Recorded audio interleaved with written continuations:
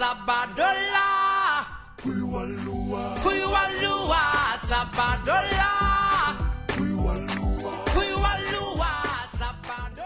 Le continent africain reste confronté à l'épineuse question de la gestion rationnelle des ressources minières. Cette dernière suscite souvent de vives controverses pour plusieurs raisons, dont le paradoxe de l'abondance qui se traduit par le fait qu'une zone largement pourvue en ressources naturelles ne profite pas pleinement des avantages de cette richesse. Dans le cadre du projet, on veut jouer le rôle de médiateur social. Moi, je dis que c'est un peu de njaaxaanaay nag terewul suñu jàppee ni kii kat li mu def baax na waaye war na gën a def ñu wax terewul tamit population bi buy laaj ñu ko yow it li ngay laaj am nga ci droit waaye li ngay laaj ëpp na ñu wax donc loolu la ñu bëgg dañu bëgg ñu xam ni RSE li ko tax a jóg mooy développement local am harmonie am dans la cohabitation entre entreprises minières yi ak communautés yi. benn activité boo xam ne dañu considérer activité phare la moom mooy réflexion participative bi pour au-delà de problèmes yi nga xam ne identifié nañ ko diagnostiqué nañ ko ñu réfléchir en termes de solution pour dire que bonne stratégie RSE la ñu war a mettre en place face aux défis de développement local. Réfléchir sur les pistes de solution mais aussi alimenter ko campagne de sensibilisation ak plaidoyer bi ñu war a def à l'intention des décideurs politiques ndax projet bi dafa am benn volet boo xam ni sensibilisation la ak plaidoyer à l'intention des décideurs politiques pour manquement yi nga xam ne gis nañ ko mu nekk ci cadre institutionnel bi wala ci cadre législatif bi wala mu nekk ci cadre organisation exploitation minière bi ñu xool nan lañ koy améliorer. Aujourd'hui, sur les deux messages qu'on a, une démarche efficace pour intégrer les préoccupations environnementales, sociales et économiques des communautés locales, et aussi un levier de gestion des risques de développement durable, c'est les attentes légitimes des populations, qu'on soit sûr de pouvoir vraiment les capter, et deuxièmement qu'on puisse les répercuter. Je pense qu'il faut que dans toute la communication qu'on doit avoir, on s'assure que les attentes légitimes en fait, des populations sont vraiment mises en valeur. C'est une zone où en fait, habituellement on parle plus aux hommes. Et que, culturellement, les hommes ont la parole. Mais aussi cette dimension genre qu'on l'intègre. Et quand on dit les hommes, c'est les grandes personnes. Les jeunes n'ont pas culturellement souvent droit à la parole, mais qu'on intègre un peu cette dimension-là, dans les attentes légitimes que les populations doivent avoir. Elles peuvent être des attentes qui sont un peu différentes d'une catégorie à l'autre. Donc, là aussi, nous devons intégrer un peu dans le rapport qu'on a déjà. Aspect participation population yi aussi bañ a nekk ñun rek ñuy wax. Voilà. Peut-être de temps en temps ñu permettre leen ñu joxe seen avis comme ni ngeen communiquer ngeen xool lu ngeen leen di impliquer dans ce qu'on fait. Toujours de façon Interaction. mooy doxal Sabadola masa waa góoluma ñi ñëw fay teg loi joxe nañ suuf ak ngor geraskan di ko lor OBJP ci suuf si teewul gémmiñ ñi gën a wow yoonu koppar moo fi daw di ko yor ñu wéy ci sa baaw dégg nañ fi ay milliards ba léegi xamuñu fu ñu jaar borom doole yi ne fi ci Sabadola yokk nañu baadoola li de musiba naaru lay koppale sa morom def ko bàyyi na ku xamul bu dee naa bu say na baadoola gi bëgg a dee léegi doy na pour du mbokk ku ko jege mu soppi la maana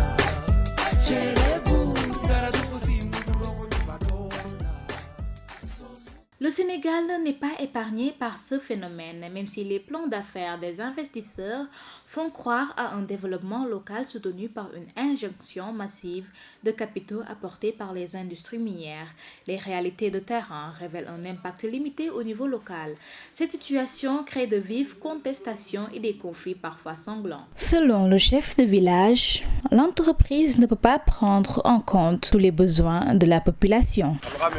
Depuis leurs arrière-grands-parents sont en train de mener cette activité pour survivre à leurs besoins. Eux, ils ne peuvent pas prendre toutes leurs préoccupations pour survivre et reposer ça sur la mine. balaa ngaa naan nit raxasul nga ñëw lekk avant de dire à la personne là lave tes mains viens manger demande-lui seulement de venir manger. Lui c'est ce qu'il va faire. Les préoccupations des communautés ont été prises en compte. Ça c'est depuis leurs arrière-grands-parents. l'exemple de Tenkoto où cette question d'orpaillage véritablement a démarré jusqu'à ici, ils ont très souvent réglé le problème à partir de ces activités d'orpaillage. Mais en résumé, le véritable problème qui se pose, c'est l'endroit où ils doivent mener ces activités d'orpaillage encore une fois. Ils ne peuvent pas tout reposer sur la mine, parce que la mine ne peut pas tout faire. Nourrir tout le monde. Et ils reconnaissent l'effort de la mine, parce qu'il y a des jeunes qui sont recrutés là-bas.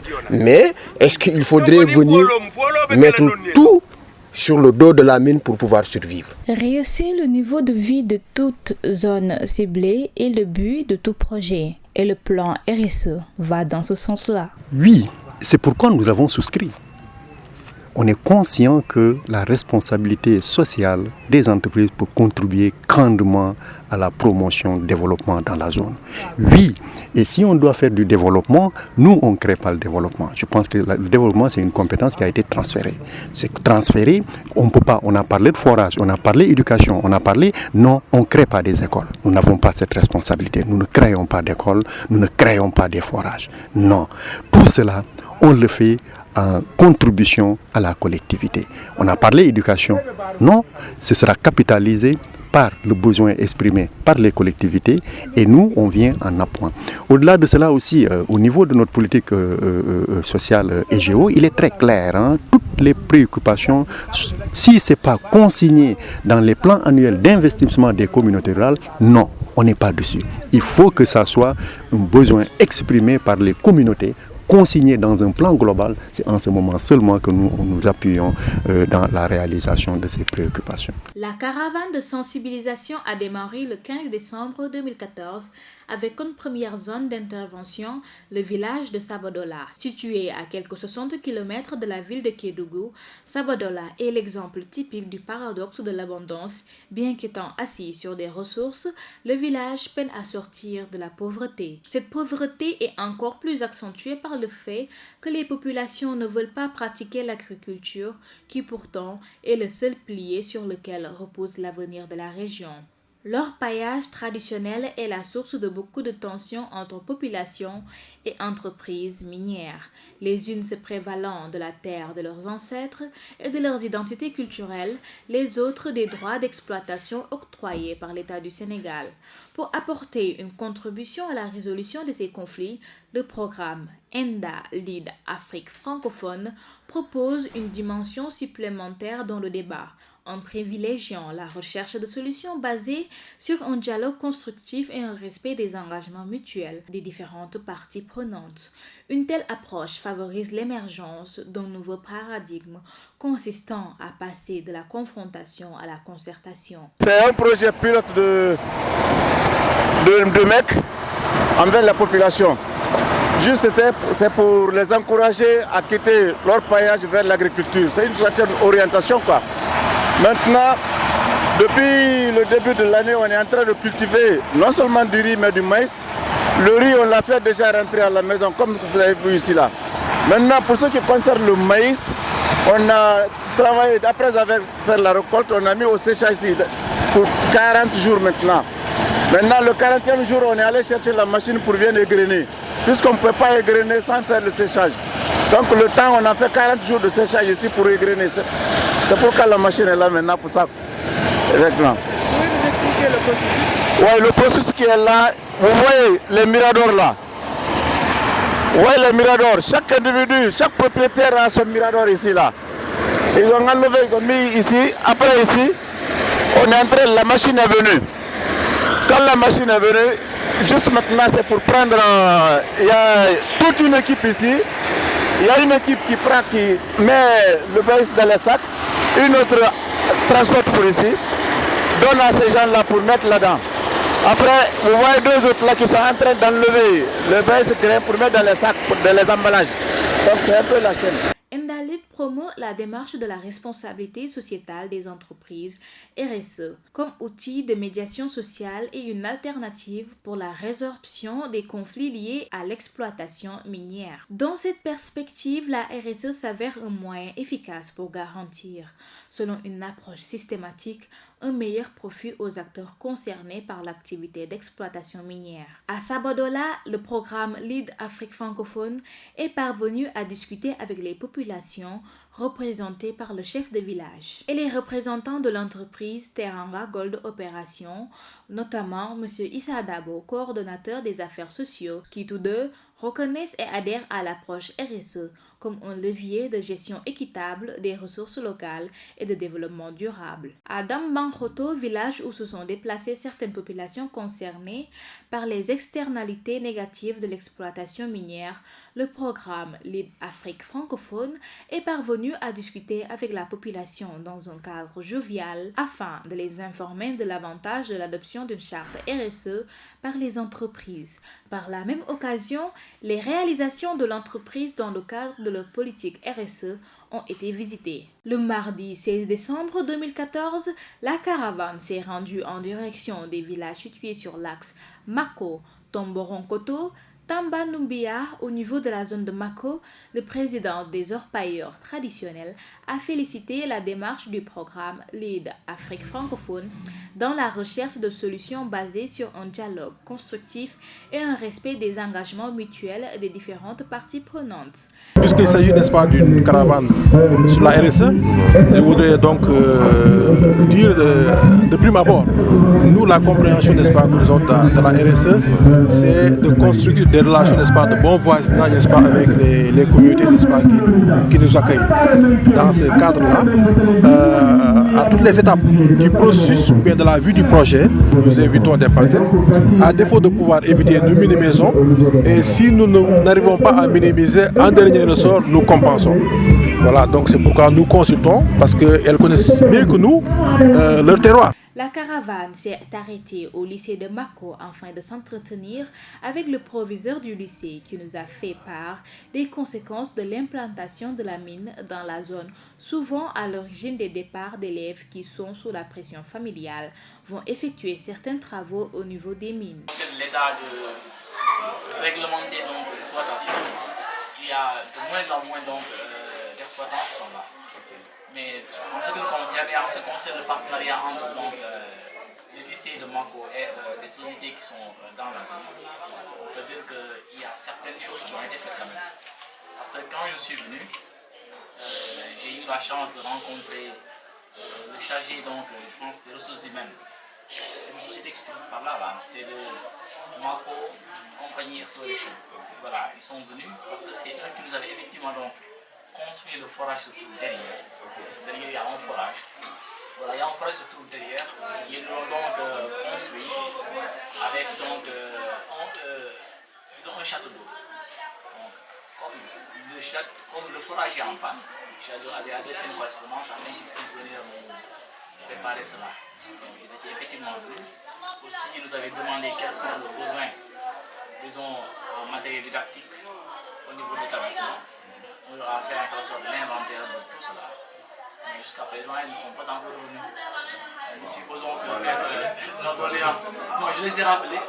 Ils nous ont dit, bon, il faut patienter. Nous pensons qu'ils reviendront. Parce qu'ils étaient venus jusque-là, ils ont constaté l'usure. Le fait que la pompe est très bien en panne. Ils nous ont demandé donc qu'est-ce qu'on voulait. On a besoin vraiment de photocopieuses, de romans, de salles informatiques, de salles de classe, vous voyez les appeler. Ils nous avaient promis qu'ils allaient repasser, mais depuis lors, on essaie de les appeler, ils nous disent bon, patientez, jusqu'à présent, ils sont pas là. Là aussi, donc, l'opérage de l'Inde dernière a créé. Éloignez-vous de là. L'opérage a fait l'Inde dernière, beaucoup d'élèves ont donné l'école. Sincèrement. Il y a eu presque, disons, vous avez les statistiques comme vous le laissez, le principal ici se trouve à commune 3, à commune DF là. Le mercredi 17 décembre 2014 a été marqué par un atelier de partage de la stratégie RSE élaborée par le programme Lead Afrique francophone avec la participation des parties prenantes afin de recueillir l'avis des différents acteurs locaux sur la stratégie RSE à adopter pour une prise en charge des défis de développement local. Cet atelier a été l'occasion pour les entreprises, populations, collectivités, services techniques et membres de la société civile d'émettre des suggestions et recommandations allant dans le sens d'un développement local durable et harmonieux.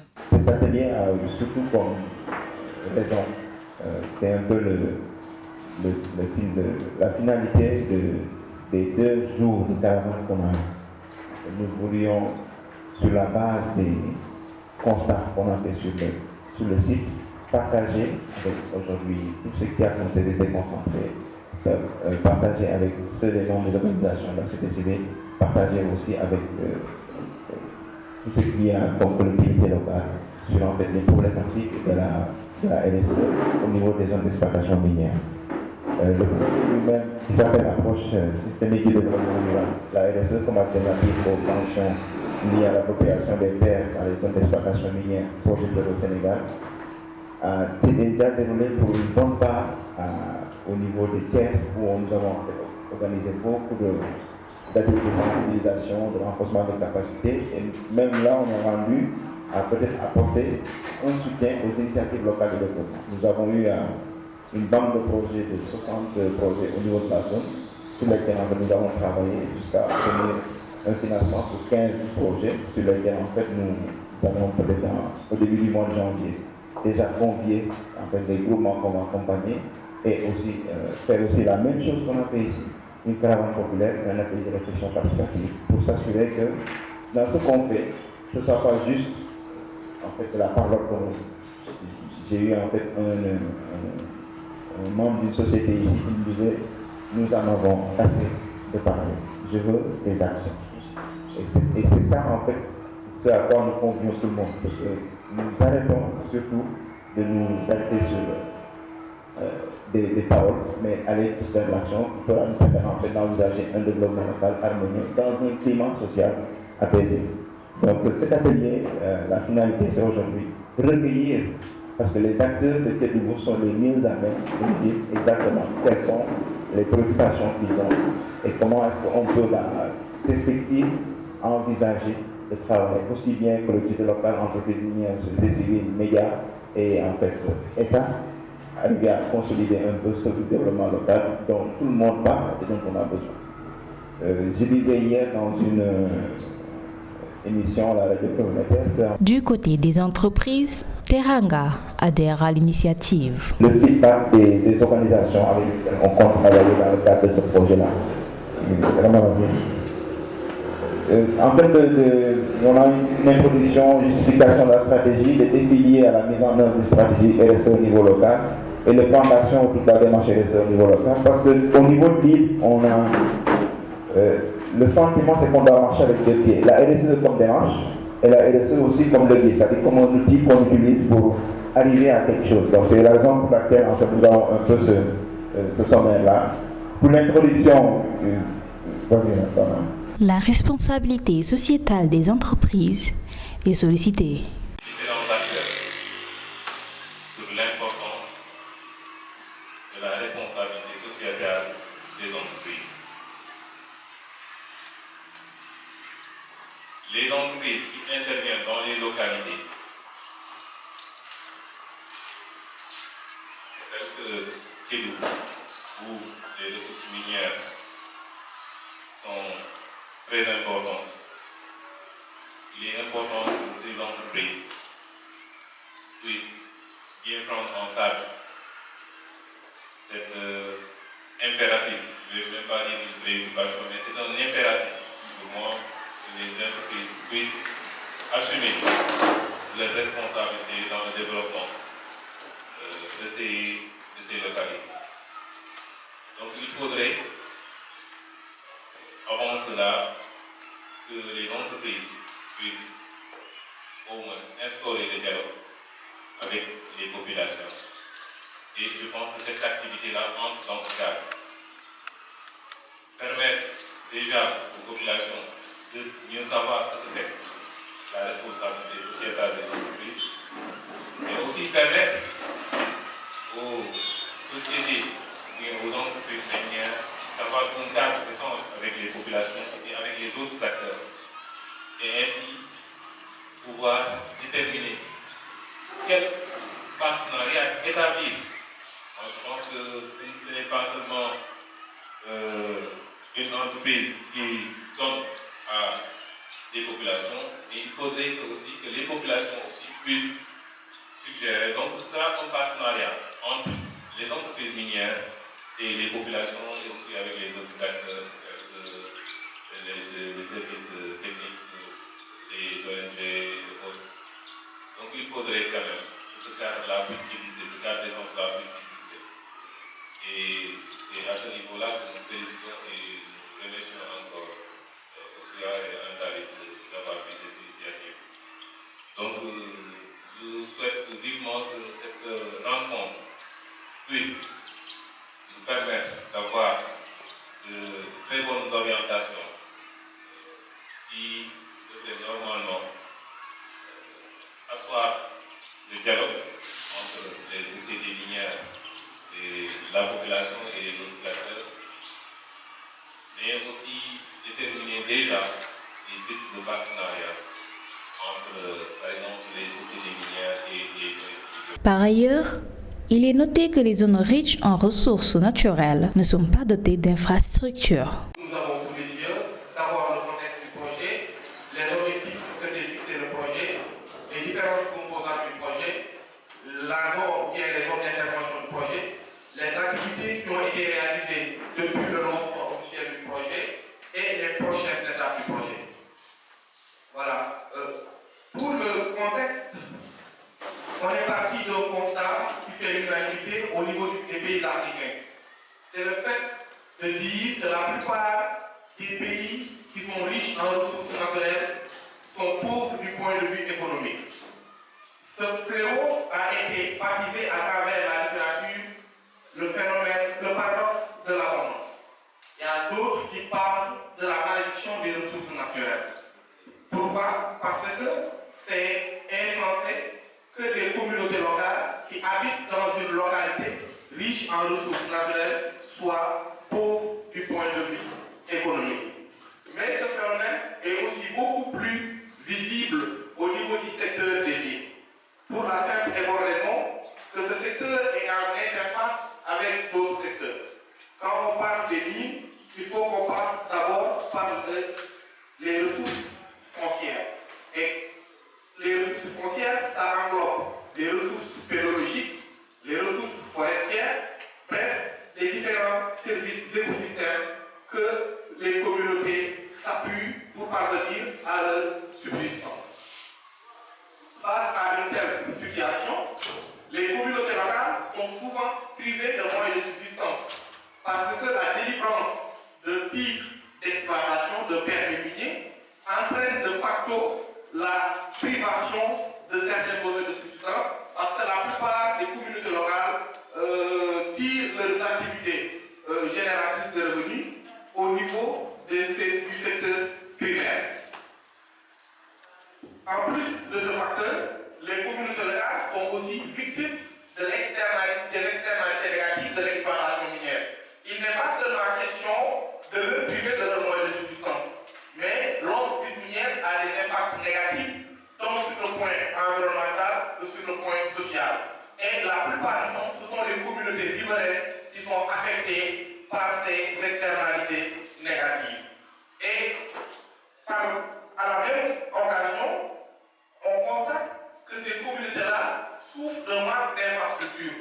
Ils n'ont pas souvent des établissements scolaires, des établissements sanitaires ou bien des routes pour faciliter leur déplacement ou bien même des pistes de production. En plus de ce facteur, il y a également des difficultés liées à l'accès aux services sociaux de base comme l'eau, l'éducation, la santé et les emplois décents. Ce phénomène combiné à ces différentes difficultés et différents manques qu'on vient d'énumérer débouche sur l'acuité et la persistance de la pauvreté au niveau de ces zones qui sont riches en ressources minières. La Chambre de commerce de Kédougou, quant à elle, appelle à la réactivité des sociétés dans cette zone. Sensible et stratégique